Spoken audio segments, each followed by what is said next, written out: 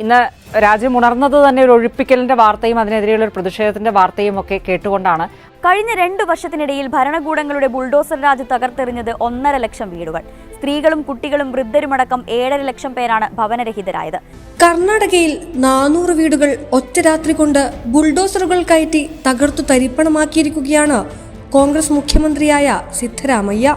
ഈ ദൃശ്യങ്ങളും വാർത്തകളും കാണുമ്പോൾ ഒരു വേദന തോന്നുന്നുണ്ട്. നമ്മളെപ്പോലെയുള്ള ഇന്ത്യക്കാർ തന്നെയാണ് ഈ BJP കോൺഗ്രസ് സർക്കാരുകളുടെ ബുൾഡോസറിന്റെ ഇരകൾ.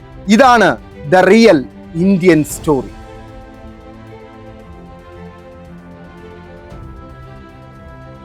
പക്ഷേ നിങ്ങളും ഞാനും ഒരിക്കലും പേടിക്കേണ്ട. നമ്മൾ ജീവിക്കുന്നത് കേരളത്തിലാണ്. ഇടതുപക്ഷം ഭരിക്കുന്ന ഒരു വീടിന് നേരെ പോലും ബുൾഡോസർ ഉള്ളാത്ത 5 ലക്ഷം വീടുകൾ പാവപ്പെട്ടവർക്ക് സർക്കാർ തന്നെ പണിതു കൊടുത്ത നമ്മുടെ കേരളം. ബുൾഡോസറിന്റെ ഇന്ത്യയിൽ പ്രതീക്ഷയുടെ തുരുത്താണ് നമ്മുടെ സ്വന്തം കേരളം. ഇവിടെ വീടുകൾ പൊളിക്കാറില്ല, പകരം നിർമ്മിക്കാറേ ഉള്ളൂ, അതും സർക്കാർ ചെലവ്. ഇന്ത്യയിൽ ഒരു കോൺഗ്രസ് BJP സർക്കാരിന് പോലും ഈ നേട്ടം 5 ലക്ഷം വീടുകൾ എന്ന നേട്ടം സ്വന്തമാക്കാൻ സാധിക്കുകയുമില്ല. 10-20 വർഷമായി BJP ഭരിക്കുന്ന സംസ്ഥാനങ്ങൾക്കോ കോൺഗ്രസ് ഭരിക്കുന്ന സംസ്ഥാനങ്ങൾക്കോ ഒരിക്കലും സാധിക്കില്ല നമ്മുടെ കേരളത്തിന്റെ ഈ നേട്ടത്തിനൊപ്പമെത്താൻ.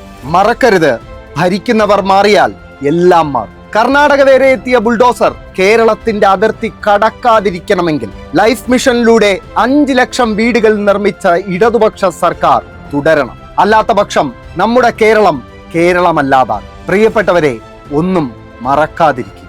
ഓർക്കുക, ഓർമ്മകൾ മരിക്കുമ്പോൾ ഫാസിസം തഴച്ചു വളരുന്നു.